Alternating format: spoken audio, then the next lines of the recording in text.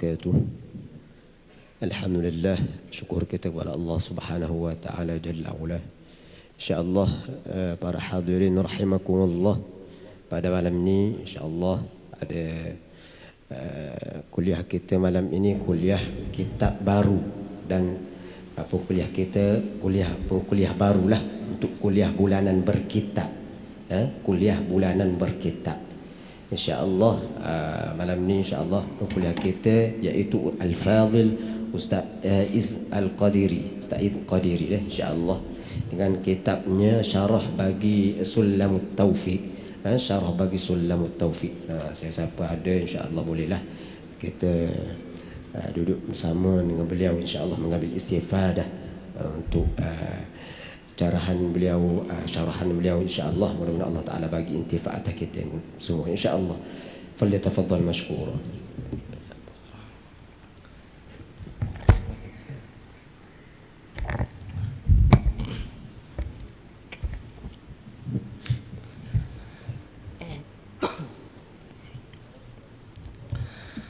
Bismillahirrahmanirrahim.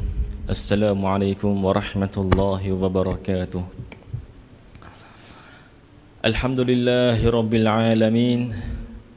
Wassalatu wassalamu ala sayyidina Muhammadin Tahal Amin wa ala alihi wa sahbihi at-tayyibin at-tahirin wa man ittaba'ahum bi ihsanin ila yaumiddin. Ashhadu an la ilaha illallah wahdahu la syarika lah ولا ند ولا ضد ولا زوجة ولا ولد له ولا أين ولا جهة له وأشهد أن محمدا عبده ورسوله اللهم صل وسلم على سيدنا محمد وعلى آله وصحبه وسلم اللهم علمنا ما ينفعنا وانفعنا بما علمتنا وزدنا علما يا أرحم الراحمين اللهم ارزقنا إخلاص النية في القول والعمل ونعوذ بك من حال أهل النار آمين يا رب العالمين. Kita ikhlaskan niat kita kerana Allah pada menghadiri majlis ilmu agama, dan kita niat i'tikaf di masjid ini. Seterusnya kita mulakan majlis kita dengan keberkatan Ummul Kitab Al-Fatihah.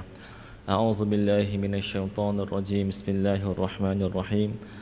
Alhamdulillahi rabbil alamin arrahmanir rahim maliki yaumiddin iyyaka na'budu wa iyyaka nasta'in ihdinas siratal mustaqim siratal ladzina an'amta 'alaihim ghairil maghdubi 'alaihim waladdallin.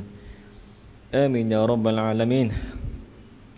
Alhamdulillah, yang saya hormati tuan pengerusi masjid, seterusnya kepada Tuan Imam dan juga Tuan Bilal, dan kepada barisan ahli jawatan kuasa masjid, seterusnya kepada para guru, para asatidzah, dan kepada hadirin hadirat sekalian yang saya hormati rahmakumullah subhanahu wa ta'ala. Alhamdulillah, kita bersyukur kepada Allah subhanahu wa ta'ala. Allah Ta'ala dengan limpah kurnianya, Allah Ta'ala masih berikan kepada kita kesihatan yang baik. Allah Ta'ala masih berikan kepada kita kenikmatan yang sangat-sangat banyak, yang tidak terhitung banyaknya. Sekalipun kita ini banyak berbuat dosa kepada Allah, sekalipun kita ini banyak leka pada mentaati Allah, tapi Allah Ta'ala masih berikan kepada kita peluang untuk kita bertaubat kepada Allah, untuk kita menambahkan amal yang salih sebelum kita semua masuk ke lubang yang sangat-sangat kecil, iaitulah lubang kubur, yang mana kita pasti akan turun ke dalamnya suatu ketika nanti. Maka sebab itulah orang yang bijak dan juga berakal, dia tidak akan pernah mensia-siakan setiap saat daripada umur. Tidak akan pernah disia-siakan umur yang berlalu, makin hari makin tua. Dan kalau kita sentiasa muhasabah tuan-tuan, umur kita ini tidaklah sampai beribu tahun. Baginda sallallahu alaihi wasallam bersabda, "Mai a'maru ummati baina sittin wa sab'in wa qalilu man yazid." Mafhumnya, umur umatku adalah antara 60 sampai ke 70 tahun. Dan sangat sedikit orang yang melepasi umur 70. Nampak? Kalau lepas 70, alhamdulillah, Allah berkati umur kita, tapi kita dah mula letih. Kita dah tak ada kekuatan seperti mana kita muda. Dan telah warid pada sebuah hadis Nabi sallallahu alaihi wasallam bahawasanya para malaikat yang mana mereka tinggal di langit, para malaikat setiap malam para malaikat menyeru manusia di bumi, dan para malaikat berkata, ya abna al-arba'in antum zar'un qaddana hasaduk. Mafhumnya, wahai orang-orang yang berumur 40-an, hendaklah kalian, mafhumnya, kalian itu umpama tanaman yang telah tiba waktu untuk dituai. Dan mereka berkata lagi, wa ya abna al-khamsin madza qaddamtum wa madza akhartum. Wahai orang-orang yang berumur 50-an, apakah yang kalian telah lakukan dan apakah yang kalian telah persiapkan untuk hari kemudian? Dan mereka berkata lagi, wa ya abna as-sittin qad atatkum as-sa'ah khudhu hajrakum. Wahai orang-orang yang berumur 60-an, telah tiba waktu kalian, bila-bila masa sahaja kalian boleh meninggal dunia, maka berhati-hatilah. Dan last kali malaikat berkata, wa ya abna as-sab'in, wahai orang-orang yang berumur 70-an, uddu anfusakum fil mauta. Hendaklah kalian menganggap diri kalian dalam kategori seperti orang yang sudah meninggal dunia. Kenapa? Sebab pada umur ini ramai di kalangan umat Nabi Muhammad sallallahu alaihi wasallam akan meninggal dunia. Maka tuan-tuan, hendaklah kita menjadi orang bijak. Siapakah orang bijak? Orang bijak bukanlah orang itu dia pakar pada ilmu dunia, tapi dia jahil tentang ilmu agama. Orang cerdik pandai bukanlah orang itu dia pangkat besar-besar, tapi dia jahil pada ilmu agama, urusan agama. Bahkan orang bijak adalah orang yang Nabi sallallahu alaihi wasallam sebut. Baginda bersabda, al-kayyisu man dana nafsahu wa amila lima ba'dal maut. Mafhumnya, Rasulullah sallallahu alaihi wasallam bersabda, al-kayyisu, iaitulah orang yang bijak, cerdik, man dana nafsahu, dialah orang yang sentiasa muhasabah diri, wa amila lima ba'dal maut, dan orang itu dia sentiasa beramal untuk hari setelah kematian dia, iaitu hari kubur. Apa Nabi kata? Orang yang bijak adalah orang yang sentiasa muhasabah diri. Dia sentiasa muhasabah, bilakah kali terakhir aku salat betul-betul khusyuk kepada Allah Subhanahu wa taala? Bilakah kali terakhir aku berqiyamul lail? Bilakah kali terakhir aku membaca Al-Quran? Bilakah kali terakhir aku bertaubat kepada Allah Subhanahu wa taala? Dan Nabi kata, wa amila lima ba'dal maut, dan orang yang muhasabah begitu, dia akan beramal, mempersiapkan diri dengan bekalan untuk hari setelah kematiannya. Jadi dalam Al-Quran, Allah suruh kita selamatkan diri kita daripada api neraka. Bagaimanakah caranya? Allah Subhanahu wa taala berfirman, ya ayyuhallazina amanu qu anfusakum wa ahlikum nara waquduhan nas wal hijarah. Mafhumnya, Allah Subhanahu wa taala berfirman, ya ayyuhallazina amanu, wahai orang-orang yang beriman, qu anfusakum, hendaklah kalian selamatkan diri kalian, wa ahlikum, dan selamatkan ahli keluarga kalian, nara, daripada api neraka, waquduhan nas wal hijarah, yang mana api neraka ini bahan bakarnya adalah manusia dan batu. Bahan bakar neraka bukanlah petrol, bahan bakar neraka bukanlah kertas, bukanlah getah dan juga selainnya. Bahkan Allah kata waquduhan nas wal hijarah, bahan bakar neraka adalah manusia dan juga batu. Jadi ayat Quran tadi ditafsirkan oleh sahabat-sahabat baginda sallallahu alaihi wasallam, antaranya menantu Rasulullah sallallahu alaihi wasallam, iaitulah Sayyiduna Ali radhiyallahu anhu, ketika menerangkan tentang tafsir firman Allah Taala tadi. Dia berkata, wahai orang-orang yang beriman, selamatkanlah diri kalian dan juga ahli keluarga kalian daripada api neraka dengan cara ajar kebaikan, iaitulah ajar ilmu agama. Ajar diri kamu, iaitu kamu belajar, dan ajar anak-anak kamu, isteri kamu ilmu agama. Kerana tuan-tuan, dengan ilmu sahaja kita boleh jamin amalan kita, salat maghrib tadi kita boleh jamin kita buat dengan cara yang sah. Adapun bila kita jahil, tak mengaji ilmu agama, tak pernah khatam ilmu yang wajib, tak pernah tahu apakah perkara-perkara asas daripada ilmu fardu ain. Contoh pada zaman sekarang, saya ramai jumpa anak-anak muda ataupun yang dah dewasa pun saya tanya, berapakah syarat-syarat istinja? Tidak tahu. Apakah dia 3 rukun taubat? Tak tahu juga. Apakah masuk istibra'? Apakah rukun 2 khutbah? Tak tahu semua.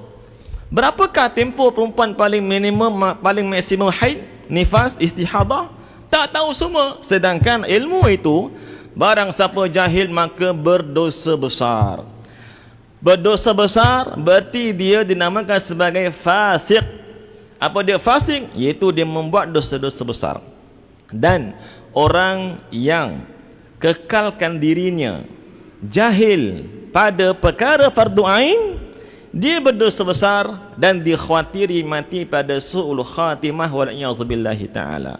Dan orang ini kemungkinan termasuk di kalangan golongan yang Nabi sebut.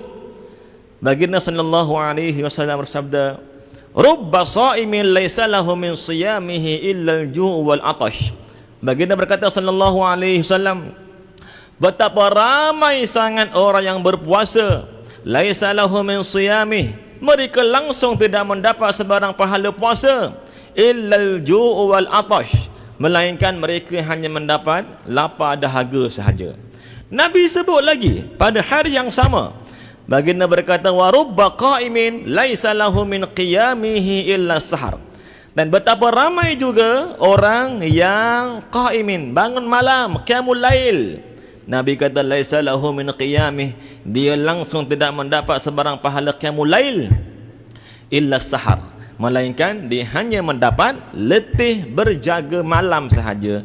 Sebab apa tuan-tuan? Sebab orang begini yang Nabi sebut amal banyak tapi tidak sah segala amal ibadah, zero. Nabi kata laisa lahu min siyami, tak dapat sebarang pahala puasa yang banyak yang dibuat, tak dapat sebarang pahala qiyamul lail yang dibuat setiap hari, kosong kesemuanya.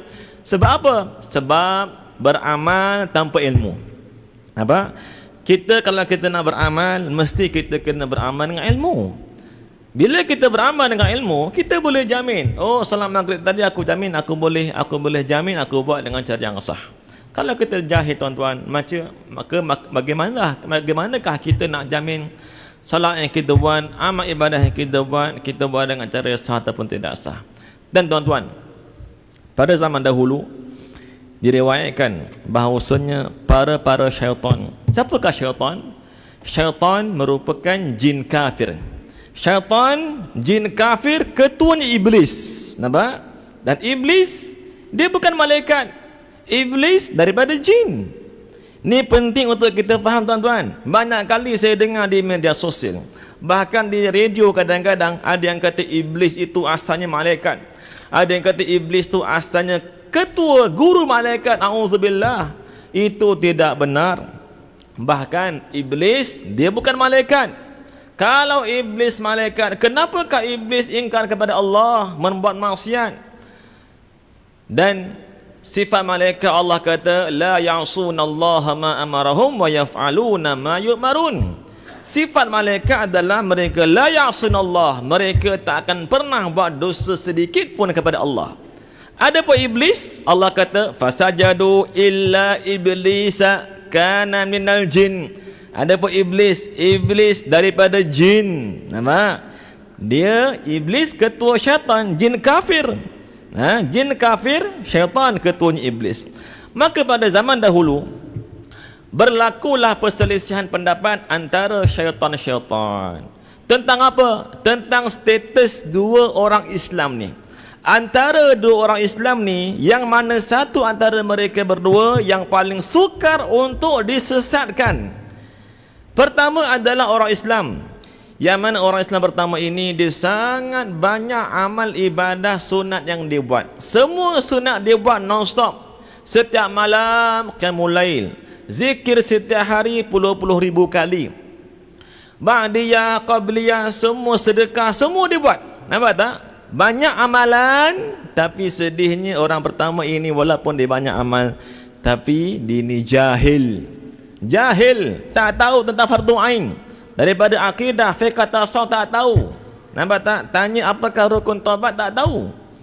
Adapun orang kedua ni pula adalah orang yang Islam juga, tapi orang kedua ni suka tidur. Orang kedua ni malas. Dia hanya buat benda wajib sahaja. Dia pada aspek salat, dia buat 5 waktu sehari semalam sahaja. Langsung dia tak buat ba'diyah, qabliyah, qiyamul lail ke apa ke, zikir, semua tak buat. Dia buat benda wajib sahaja. Maka syaitan mereka berselisih pendapat, mana satu antara mereka berdua ni yang paling sukar untuk disesatkan. Pertama, banyak amal tapi jahil, beramal tanpa ilmu.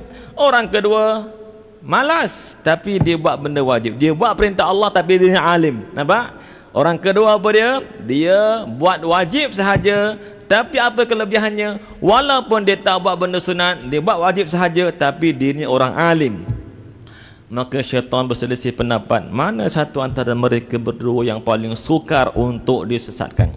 Ketika itu datanglah iblis. Iblis datang. Berkata iblis, antara mereka berdua ini yang paling sukar untuk disesatkan adalah orang kedua.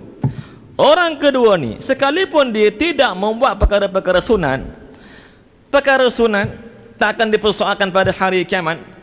Walaupun dia amalnya sedikit, tapi disebabkan dia ada ilmu fardu ain, khatam, dia tahu semua perkara-perkara asas, maka dia boleh jamin segala ibadah yang dia buat, dia boleh jamin dia buat dengan cara yang sah.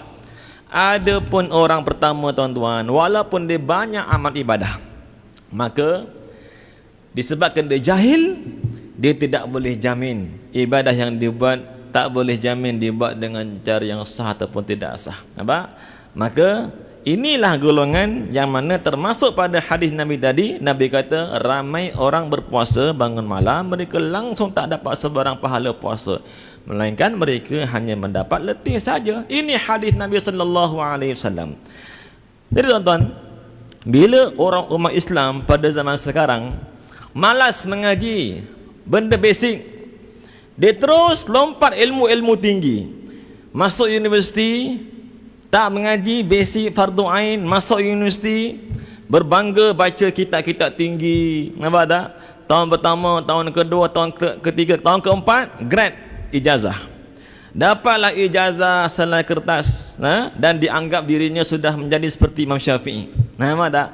Masa time saya, tuan-tuan, adalah kawan-kawan saya ni, habis time tu saya grad UM sebelum pergi negeri Syam 2009, grad ijazah pertama dekat UM. Ketika itu kadang-kadang kita lihat kawan-kawan kita yang ambil syariah, ambil usuluddin, ambil pengajar agama, mereka anggap dah habis degree macam dah selevel dengan Imam Syafi'i. Dan di antara mereka tak hormat langsung dengan Imam Syafi'i, mereka panggil sebagai PE sahaja. Auzubillah. Ada yang kata barang siapa yang ikut mazhab Syafi'i, dia umpama hidup bawah katak, bawah tempurung, tak maju langsung. Auzubillah.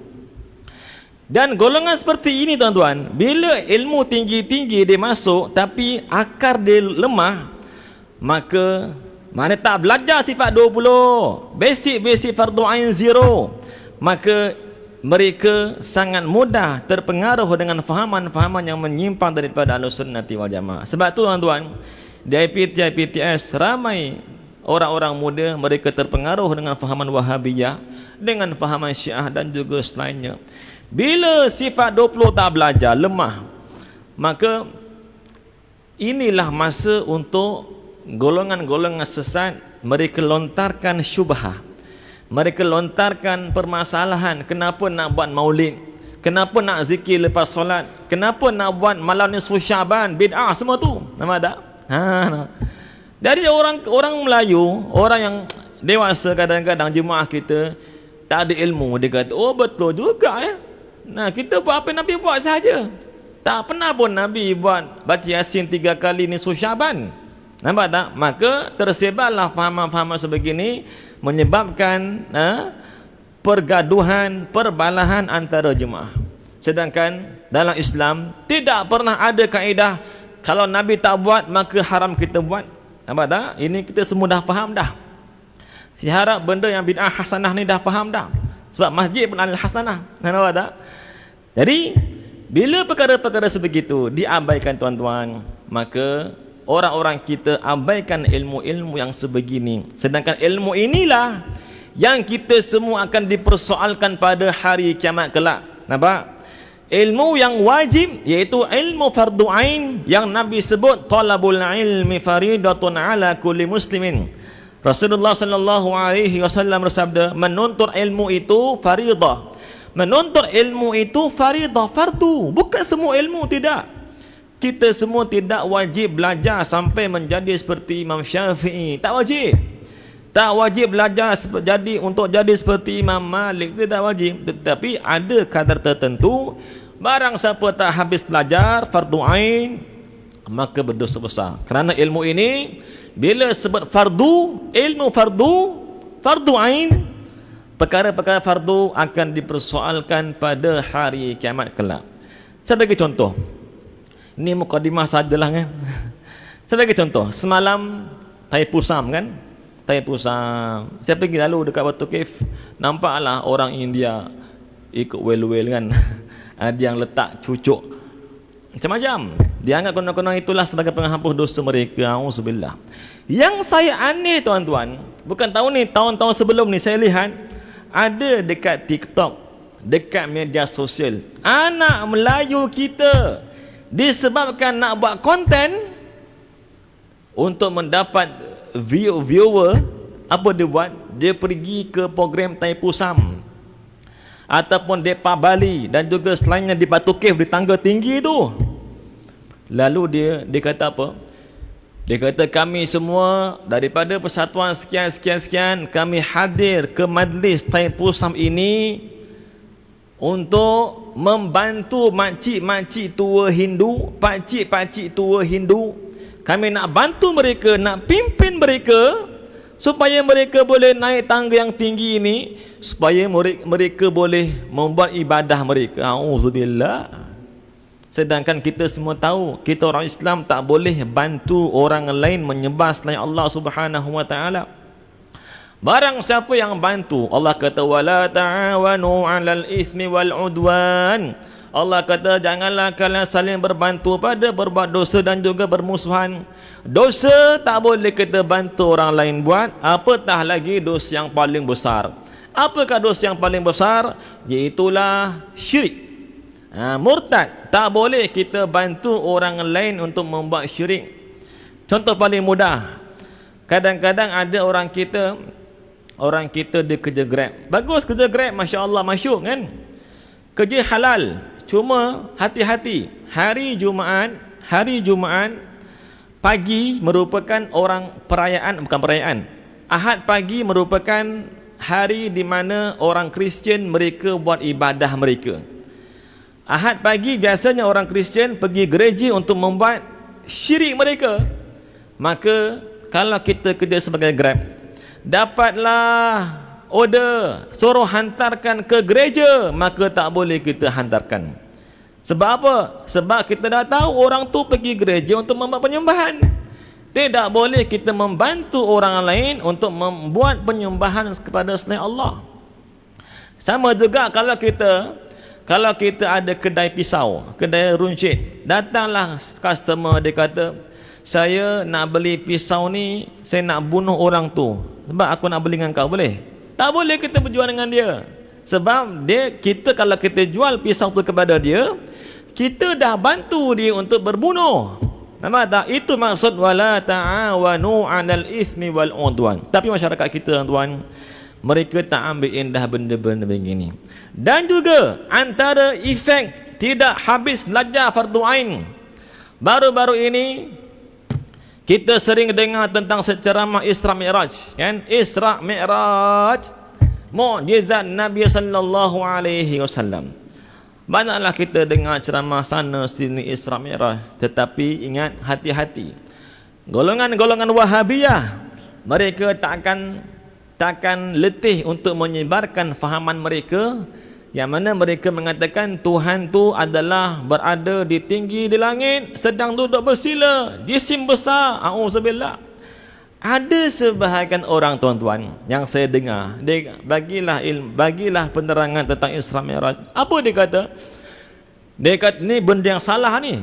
Siapa sebut benda ni maka dia terbatal imannya. Dia kata Nabi naik ke langit ketika Isra Mi'raj untuk Nabi berhadapan, iaitu face to face dengan Allah Subhanahu wa taala. Auzubillah.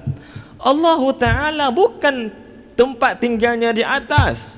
Allah taala bukan patung berhala. Allah bukan patung berhala yang disifatkan dengan face to face. Nampak?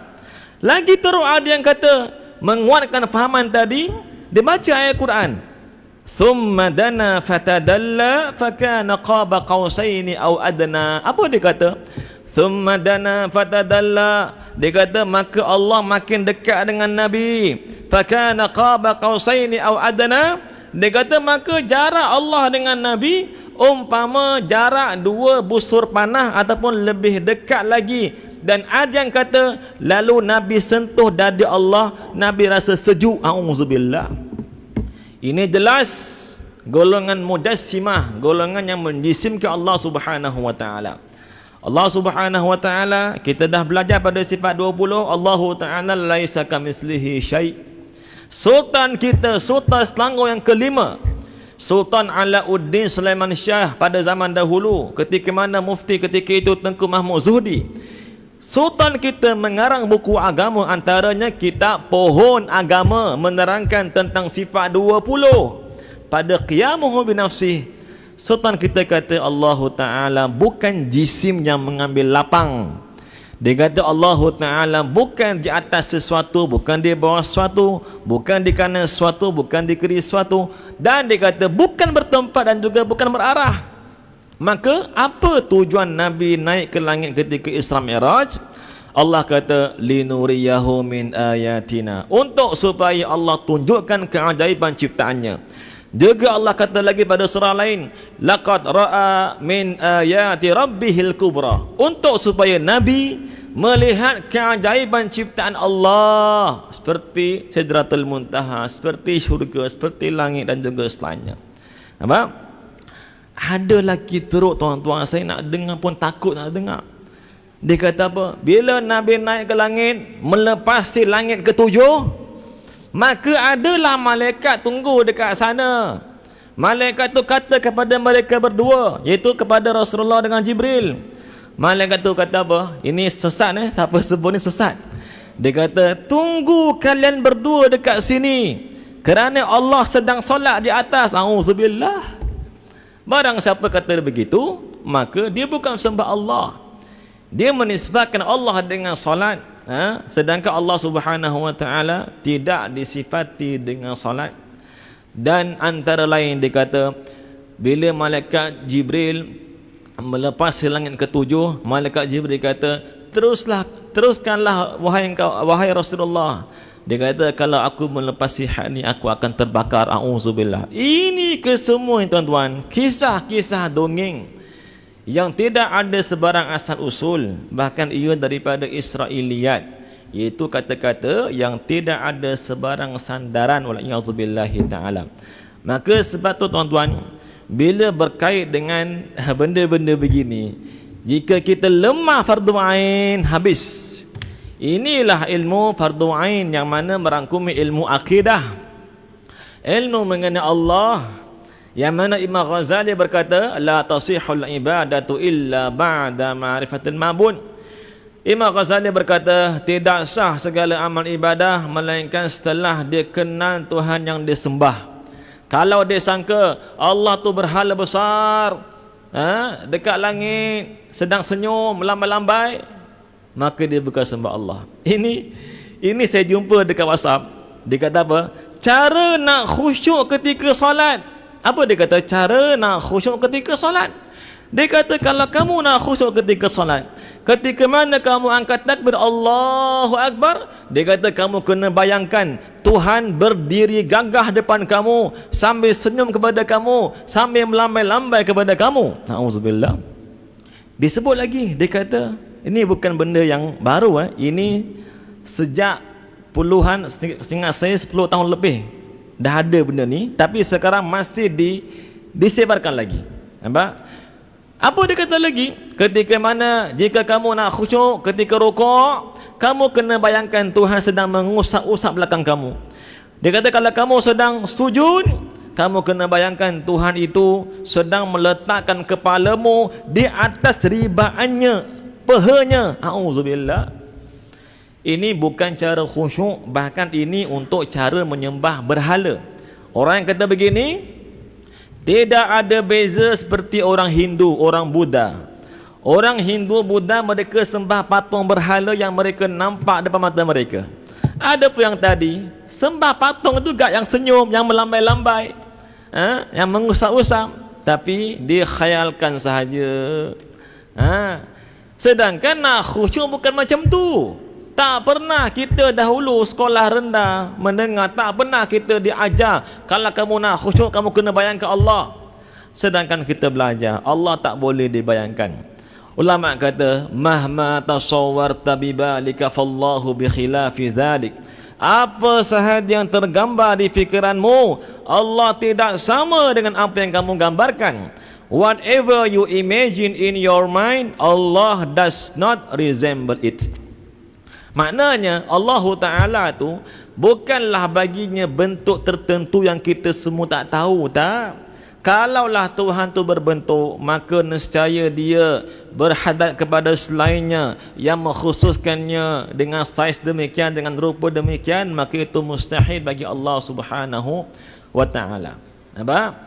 Jadi bukan begitu cara nak khusyuk. Apakah cara khusyuk sebenar-benarnya? Disebutkan dalam kitab Syarah Salamat Taufiq. Khusyuk, maksud khusyuk adalah istisyarul khawfi minallah bistisyari mahabbatihi wa ta'zimih. Nampak? Ini cara khusyuk. Khusyuk maksudnya istisyarul khawfi minallah, iaitu datangkan rasa takut dengan azab Allah ketika salat, bistisyari mahabbatihi wa ta'zimih, ataupun dengan maksud datangkan rasa takut dengan azab Allah ketika salat kita, dan kita datangkan bahawasanya Allah Ta'ala maha mengetahui kita sedang buat apa, dan kita mengagungkan Allah, mencintainya. Ini sahaja basic khusyuk yang kita belajar. Nampak tak? Maknanya tuan-tuan, kalau kita tak faham bacaan Fatihah pun boleh juga khusyuk. Jangan tuan-tuan terpengaruh dengan ada sebahagian orang yang kata apa guna solat tak faham baca Fatihah, tak khusyuk, tak guna. Itu tidak benar. Untuk khusyuk tak semestinya kita kena faham apa yang kita baca. Itu hanya menambahkan khusyuk sahaja. Bahkan basic khusyuk adalah datangkan rasa takut dengan azab Allah dan mengetahui bahawasanya Allah Ta'ala tahu kita sedang buat apa. Kita mencintai Rasulullah, kita mencintai Allah, dan kita mengagungkannya. Itu sahaja basic khusyuk yang disebutkan oleh ulama Ahlus Sunnati wal Jamaah. Nampak? Jadi ini yang saya sebut tuan-tuan, antara perkara-perkara yang tersebar di sekeliling kita. Kalau kita tak tahu, tak belajar lagi, maka guru saya kata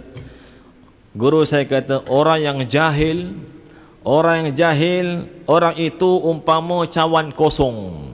Nampak? Orang jahil, dia adalah umpama cawan kosong. Berarti dia boleh terima segala air yang masuk, air kotor, air longkang, air acak, air limbah dan juga selainnya. Sebab kosong diterima semua sekali. Kita dengar sekejap insya-Allah.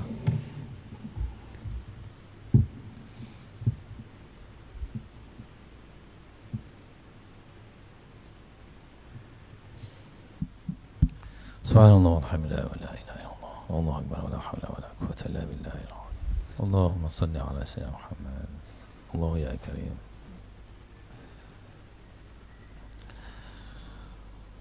Allahu akbar Allahu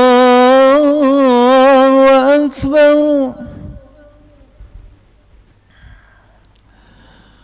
Allahu akbar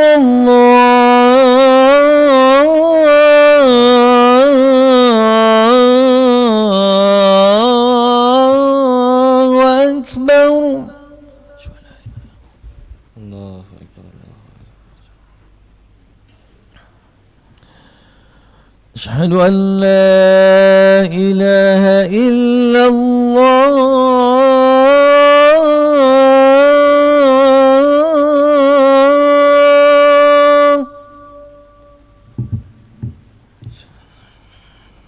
أشهد أن لا إله إلا الله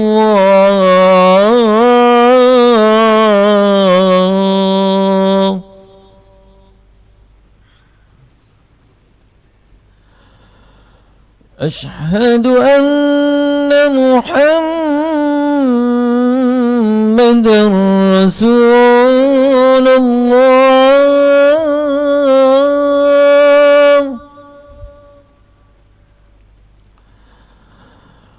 أشهد أن محمدًا رسول الله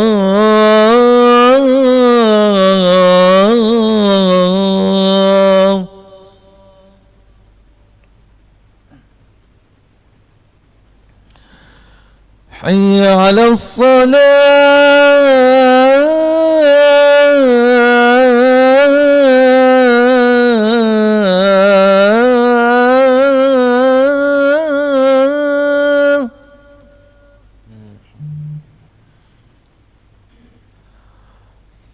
حي على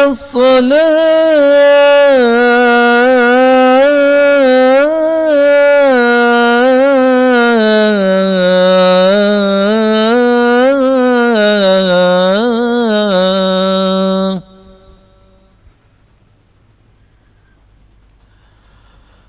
حي على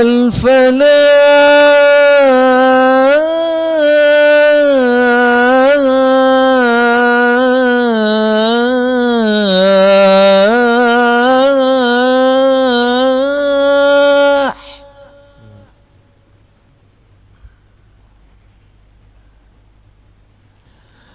حي على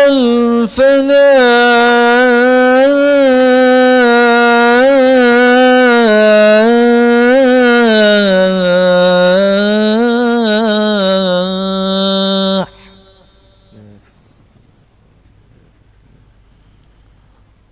الله أكبر الله أكبر لا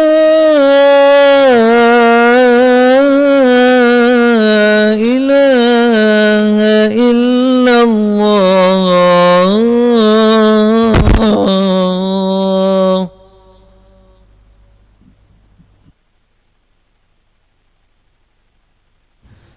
سيدنا محمد المسلم إنك لا تخلف المعاد لا يا أرحم الراحمين. بسم الله. Hadirin hadirat sekalian rahmatullah subhanahu wa ta'ala. Kita ini tak lama lagi kita akan masuk Ramadan al-Mubarak. Maka para sahabat dahulu, mereka bila masuk Ramadan, mereka akan perbanyakkan membaca Al-Quran, perbanyakkan berpuasa dan juga selainnya. Beruntunglah orang yang berpuasa hari ini nisfu Syaban. Dan kita sekarang akan masuk ke separuh akhir Syaban. Separuh akhir Syaban tidak boleh kita membuat sebarang puasa sunat, melainkan 4 puasa sahaja. Disebabkan hadis baginda berkata sallallahu alaihi wasallam, idan tasafa sya'bana fala tasumu. Mafhumnya, jika dah berlalu separuh Syaban, maka tidak boleh kalian semua berpuasa, melainkan 4 puasa sahaja.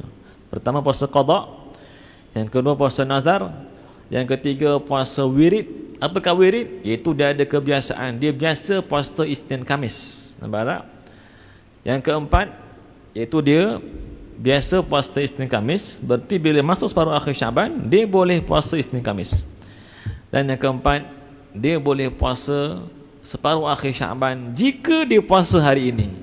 Kalau dia puasa hari ini, berarti diikat dengan 15, maka dia boleh puasa 16, 17 dan seterusnya. Kalau 17 tak puasa ke dan seterusnya tak puasa ke, maka esoknya pula tak boleh puasa sebab dah terputus ikatannya. Cuma tuan-tuan, kita bila masuk Ramadan ini, hendaklah kita ikut apa yang dibuat oleh Rasulullah sallallahu alaihi wasallam dan juga para sahabat. Mereka dahulu, bila hampir Ramadan, mereka akan warming up, mereka akan panaskan badan, membiasakan diri untuk berqiyamul lail, untuk salat malam, untuk buat amal ibadah. Supaya apa? Supaya bila kita masuk bulan puasa nanti, badan kita tak terkejut dengan tiba-tiba tarawih, tiba-tiba tadarus, tiba-tiba qiyamul lail. Ada orang dikata, jom kita pergi Masjid Hasanah, kita ada pengajian, kita ada qiyamul lail, kita ada ibadah ini, ibadah itu. Kadang-kadang ada yang kata, nantilah bulan puasa nanti, bulan puasa lah kita tadarus, bulan puasa lah kita buat itu, buat ini. Sekarang kan masih Syaban, relax dulu. Nampak tak? Yang kata begitu, konon-kononnya nak bersemangat pada bulan Ramadan. Yang kata begini biasanya dia akan semangat pada awal Ramadan sahaja, kan? Nampak? Kenapa? Sebab awal Ramadan dia tiba-tiba sahaja mengkejutkan badannya dengan amal ibadah yang banyak. Maka sebab tu kita lihat masjid kita, surau kita, minggu pertama penuh dengan jemaah, minggu kedua, ketiga dah mula sedikit. Sebab apa? Sebab tak biasa. Nampak tak? Jadi hendaklah kita isi waktu kita dengan kebaikan, dan kebaikan yang afdal juga, yang banyak pahala juga selain tarawih, tadarus. Apa lagi? Iaitulah mempelajari ilmu agama. Perasan tak? Ada sebahagian pondok bila masuk Ramadan je, dia suruh anak murid semua balik ke rumah, tak payah belajar dah, kita cuti belajar. Sedangkan para sahabat dahulu, bila masuk Ramadan, mereka lebih aktif mempelajari ilmu agama. Kenapa? Untuk dapatkan fadilat yang Nabi sebut. Nabi SAW berkata kepada Abu Dhar, Nabi kata, ya Abu Dhar, la an taghduwa fatata'allama ayatan min kitabillah khairun laka min an tusalliya mi'ata raka'ah. Nabi kata, wahai Abu Dhar, andai kata engkau pergi belajar satu potong ayat Quran beserta tafsirnya, hukum hakamnya, hukum tajwidnya, khairun laka, itu lagi bagus untuk kamu, min an tusalliya mi'ata raka'ah, daripada kau pergi buat salat 100 rakaat, salat sunat. Nabi sebut lagi, Nabi kata, wala an taghduwa fatata'allama baban minal ilmi khairun laka min an tusalli 1000 raka'ah. Nabi kata, dan andai kata engkau wahai Abu Dhar, jika engkau pergi belajar satu bab sahaja daripada bab ilmu agama, bab wudu ke, bab puasa ke, bab salat ke, Nabi kata khairul laka, itu lagi bagus untuk kamu, min an tusalli 1000 raka'ah, daripada kamu pergi buat salat 1000 rakaat, salat sunat. Maknanya tuan-tuan, siapa di kalangan kita dekat sini yang mampu membuat sehari 1000 rakaat? Kita nak buat tarawih 23 ke apa kan, tak, kita rasa malas kadang-kadang. Kadang-kadang kita rasa lemah. Nampak tak? Jadi bayangkan, kalau kita belajar satu bab, Nabi kata lagi bagus daripada kita pergi buat 1000 rakaat solat sunat. Sebab itu Imam Syafi'i berkata, dan juga Imam Nawawi dia kata, mafhumnya, talabul ilmi afdalu minan nawafil, menuntut ilmu itu terlebih afdal daripada segala benda-benda sunat. Nampak? Menuntut ilmu lagi afdal daripada segala benda-benda sunat. Dan last kali, kalau kita nak tahu, ini penting, Kalau kita nak tahu Allah kehendaki diri kita kebaikan ke keburukan, ada tanda-tandanya. Macam mana kita nak tahu kamu, saya, dia, Allah kehendaki dirinya kebaikan ke keburukan? Antara tandanya adalah Nabi sebut, may yuridillahu bihi khairan yufaqihu fiddin. Nabi kata, barang siapa yang Allah kehendaki bagi dia kebaikan, yufaqihu fiddin, maka Allah akan fahamkan dia pada ilmu agama. Allah Ta'ala akan jadikan dia bersemangat pada menuntut ilmu agama. Mafhum daripada hadis tadi, Nabi kata, mafhumnya, barang siapa yang Allah tidak kehendaki bagi dia kebaikan, maka Allah tidak akan faqihkan dia pada ilmu agama. Allah tidak akan menjadikan dia bersemangat pada menuntut ilmu agama. Barakallahu fikum. Saya minta maaf sebab malam ni saya terpaksa solat dekat Sungai Buloh di tempat saya, rumah saya, dekat kawasan sana lah. Sebab mak saya sekarang tengah uzur, jadi nak kena uruskan, umur dah lanjut, so nak kena uruskan semula. Dan dia sekarang makin kita nampak risau kan, makin hari makin kita lihat sakit, kena uruskan semua macam baby. Jadi saya minta tuan-tuan doakan supaya mak saya sihat insya-Allah. Barakallahu fikum. Bismillah, alhamdulillah, wassalatu wassalamu ala Rasulillah. Allahumma 'allimna ma yanfa'una wa anfa'na bima 'allamtana wa zidna 'ilman ya arhamar rahimin. Allahumma najjina min 'adzabil qabr, Allahumma najjina min 'adzab yaumil qiyamah. Allahumma a'inna 'ala as-siyam wal qiyam wa silatul arham. Rabbana taqabbal minna innaka antas samiul 'alim. Rabbana atina fid dunya hasanah wa fil akhirati hasanah wa qina adzaban nar. Walhamdulillahi rabbil alamin. Wassalamu alaikum.